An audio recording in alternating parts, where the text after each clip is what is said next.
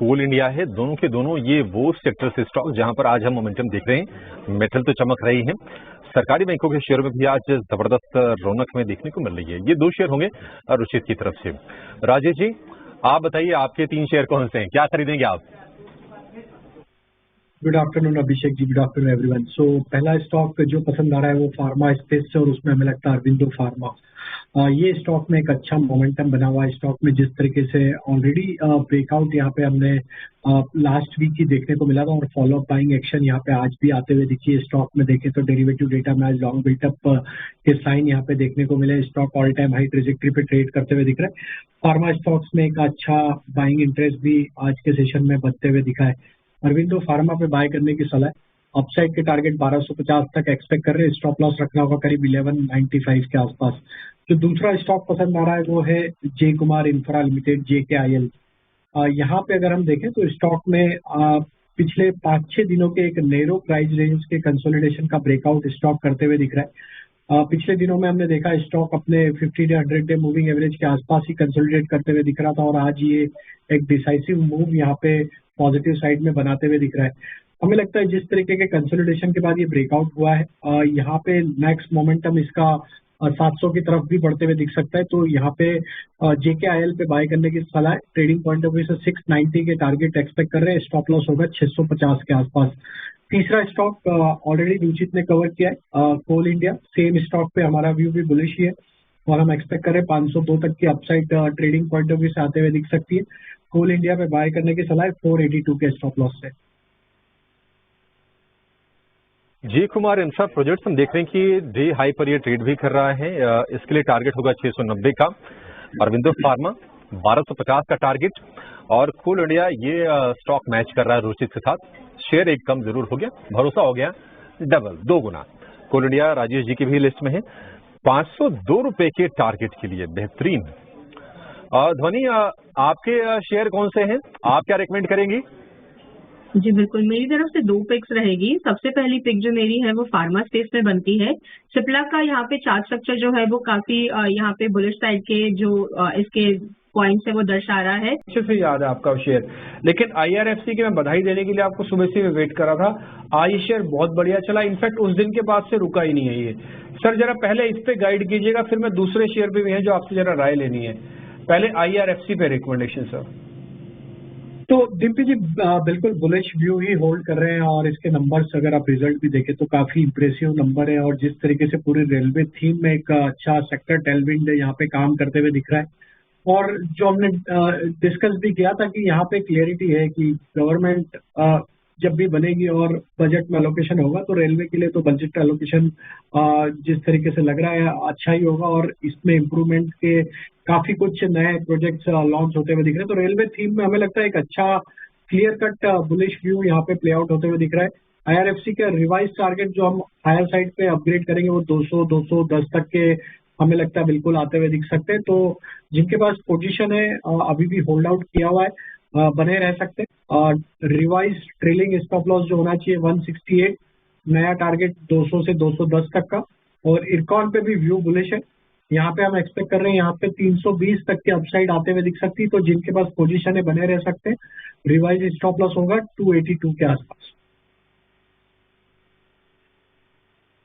ठीक है, डन। तो इरकॉन और IRFC पे आपको रिकमेंडेशन मिली। जिनके पास है या तो ट्रेल करें, जिनके पास नहीं है उनका ईयर का ब्रेकआउट। और पिछले अगर हम 1.5 महीने देखेंगे, अप्रैल और मई में जो भी दिन बीते हैं, करीब करीब 22 तारीख का 21 तारीख आज है, तो हिंदुस्तान जिंक में क्या लगता है कि ये जो रैली है ये कब तक चलेगी? क्या जिसके पास थोड़े लोअर लेवल के हैं, 300, 350, 400 रुपए के भाव के हैं, उनको सोचना चाहिए प्रॉफिट चेकिंग के बारे में, या शेयर अभी और चलेगा ये? तो देखिए काफी स्ट्रॉन्ग मोमेंटम आया है हिंदुस्तान जिंक, इवन वेदांता, दोनों ही स्टॉक में। अगर हम करंट कैलेंडर ईयर की बात करें तो हिंदुस्तान जिंक का ऑलमोस्ट 130% का प्राइस राइज ऑलरेडी यहाँ पे देखने को मिला है। देखिए जिनके पास बहुत नीचे के शेयर है वो थोड़ा पार्ट प्रॉफिट बुक कर सकते हैं। हालांकि देखें तो मार्केट में अभी भी मोमेंटम जिस तरीके से बना हुआ है, हमें लगता है कि अभी भी ये रुकने यहाँ पे कहीं पॉज अभी भी नहीं दिख रहा है, क्योंकि बेस मेटल में भी एक बड़ा मोमेंटम देखने को मिला है। सिल्वर के प्राइजेस भी देखें जिस तरीके से, बाकी बेस मेटल के प्राइजेस देखें जो बढ़ रहे हैं, तो ये क्लियरली दिखाता है कि इसका इफेक्ट यहाँ पे मेटल स्टॉक्स में और कंटिन्यू रहेगा। हिंदुस्तान जिंक में यहाँ पे अब हम सजेस्ट करेंगे ट्रेलिंग स्टॉप लॉस जो ट्रेल कर लेना चाहिए वो होना चाहिए करीब 680 के आसपास का। ये स्टॉप लॉस को ट्रेल करके पोजीशन अभी भी होल्ड रखी जा सकती है क्योंकि यहाँ पे अभी भी स्ट्रॉन्ग मोमेंटम कंटिन्यू है। सेम वेदांता के केस में भी हमें लगता है कि एक बड़ा ब्रेकआउट यहाँ पे मल्टी ईयर हाई का यहाँ पे होते हुए दिखा है और हमने काफी बार ये स्टॉक को आपके चैनल पे पिछले कई हफ्तों में रिकमेंड भी किया है लोअर लेवल से। हमें लगता है जिस तरीके के ब्रेकआउट वेदांता में हुए यहाँ पे भी मोमेंटम फर्दर एक्सटेंड होगा और हम यहाँ पे 550 से 600 तक के अपसाइड के टारगेट भी एक्सपेक्ट कर रहे हैं आगे आने वाले महीनों में। तो वेदांता में भी व्यू हमारा बुलिश है लॉन्ग टर्म के हिसाब से। बाय ऑन डिप्स की रणनीति है। स्टॉप लॉस अब वेदांता में जो रखना होगा वो करीब होगा 455 के आसपास। 455 स्टॉप लॉस की वेदांता के लिए। रुचित आप जरा हम देख रहे हैं कि एनर्जी वाले जो शेयर है ना वहां पर भी बहुत ही शानदार तेजी में देखने को मिल रही है। पूरा का पूरा एनर्जी पैक आज बजिंग है। आप जरा SJVN चेक कीजिए। मुझे बहुत अच्छे से याद है कि साल भर पहले ये शेयर 40-45 से था। आज भाव इसका 145 के आसपास का है। SJVN आपको कैसा लग रहा है? और ठीक है, सब कुछ देवर्ष ने बता दिया, हमको इसमें कुछ जोड़ना है नहीं। 2-4 शेयर जरा और आपको चेक करवा लेते हैं जहाँ पर मोमेंटम काफी फास्ट है। उसमें ABFRL है। राजेश सर, ABFRL BTST कर जाए, कोई दिक्कत तो नहीं ना? हालांकि 6% का मूव देखने के बाद कई बार लगता है कि BTST नहीं करना चाहिए, बट एक बार आपका टेक सही सर। नहीं करना चाहिए। BTST स्ट्रॉन्ग मोमेंटम है। स्टॉक में एक अच्छा ब्रेकआउट भी यहाँ पे होते हुए दिखा है। जिस तरीके के ब्रेकआउट हुए हैं यहाँ पे डेफिनेटली BTST किया जा सकता है। स्टॉप लॉस 276, अपसाइड के टारगेट 295 की तरफ आते हुए दिख सकते हैं। एक काम करते हैं, एक छोटा सा ब्रेक लेते हैं, क्योंकि ब्रेक का समय हो गया। रुचित, आप एक जरा एक शेयर चेक करके रखोगे जब तक? वो है HEG का शेयर, ठीक है ना? HEG आप एक बार जरा चेक कर लो, फिर हम लौटते हैं आपके पास ब्रेक के बाद, तो फिर वही शेयर पता करेंगे। बस छोटे से ब्रेक के बाद लौट रहे हैं।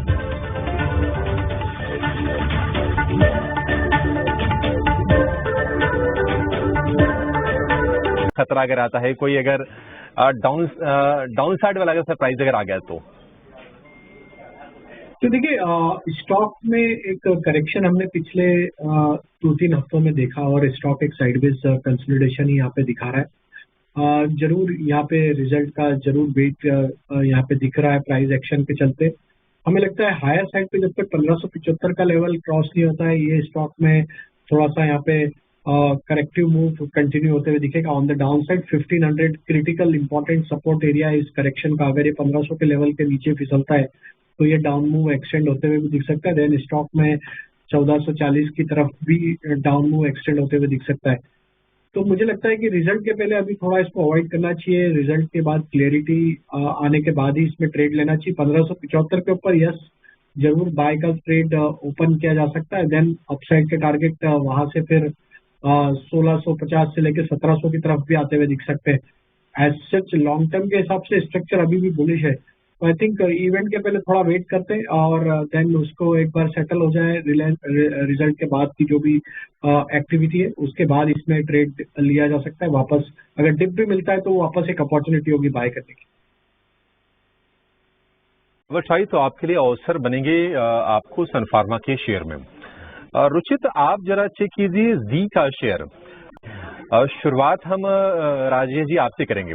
बताइए BTST या फिर SCBT आपको मौके कहाँ पर दिख रहे हैं सर? तो BTST के ही मौके हैं। शो की शुरुआत में फार्मा स्पेस पे हमने बात करी थी, अरविंदो फार्मा रिकमेंड किया था। अभी यहाँ पे हमें लगता है लुपिन भी बाय किया जा सकता है फार्मा स्पेस से। यहाँ पे एक अच्छा ट्रैक्शन देखने को मिला और जिस तरीके के ओवरऑल स्ट्रक्चर है कंसोलिडेशन रेंज का ब्रेकआउट हमें लगता है कि होते हुए दिख रहा है। स्टॉक एक अपने मल्टीपल सप्लाई जोन को पेनिट्रेट करते हुए दिख रहा है। यहाँ पे एक अच्छा मोमेंटम हमें लगता है BTST पॉइंट ऑफ व्यू से आते हुए दिख सकता है। 1720-1730 तक के अपसाइड के टारगेट के लिए लुपिन बाय किया जा सकता है। स्टॉप लॉस होना चाहिए करीब 1665 के आसपास। जो दूसरा स्टॉक पसंद आ रहा है वो मेटल क्षेत्र से और उसमें हिंद कॉपर। हालांकि स्टॉक F&O बैन में, लेकिन कैश सेगमेंट में हमें लगता है बाय किया जा सकता है। ब्रेकआउट यहाँ पे होते हुए दिख रहा है और पूरा मेटल स्पेस ही एक अच्छे मोमेंटम में।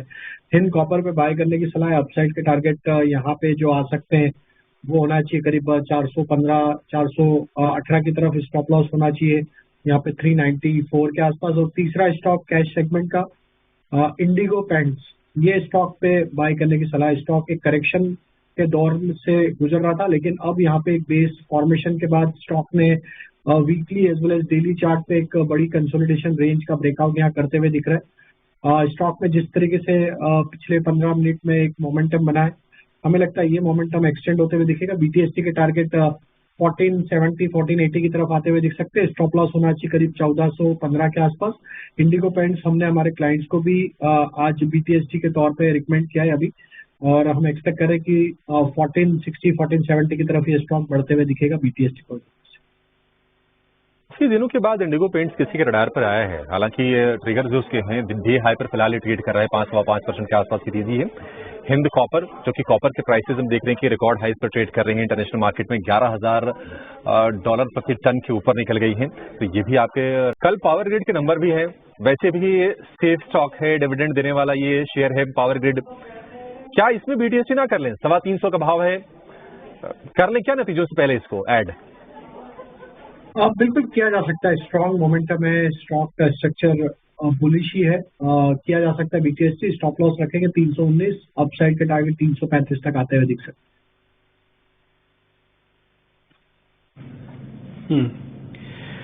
तो मार्केट कर रहा है आज की क्लोज देखो, बैंक निफ्टी तो था ही लाल निशान में, इसमें कोई दो राय नहीं है, करीब 200 पॉइंट नीचे है। ये दिन बहुत बढ़िया था। आरबीएनएल का दिन अच्छा था, हुडको का दिन अच्छा था, और जो खराब दिन था डिलीवरी का, ट्राइडेंट का और नोवामा का था। बहुत शुक्रिया Rajesh sir, thank you very much, आज आपने समय दिया। Ruchit Jain, thank you very much. Devarsh वकील, आपका भी बहुत बहुत शुक्रिया, थैंक यू वेरी मच, आज आपने टाइम निकाला। और ध्वनि पटेल, आपका भी बहुत बहुत शुक्रिया, थैंक यू वेरी मच आज टाइम निकालने के लिए, बहुत शुक्रिया, थैंक यू। तो मेरे को और अभिषेक को इजाजत दे सकते हैं फिलहाल इस कार्यक्रम से भी इतना ही। नमस्कार।